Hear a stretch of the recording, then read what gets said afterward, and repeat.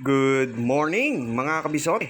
Halika, samahan nyo akong ulit maglalamas na naman tayo ng mga sangkap para sa ating simpleng pananghalian. Let's go! First step, igisa nyo lang yung aromatics, bawang at sibuyas.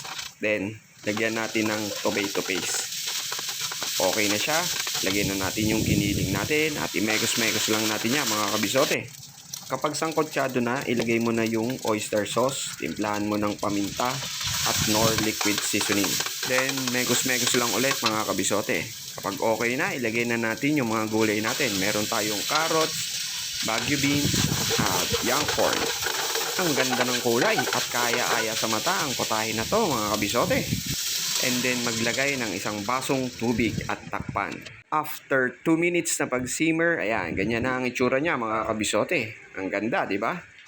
Kung nakukulangan kayo sa alat at kulay,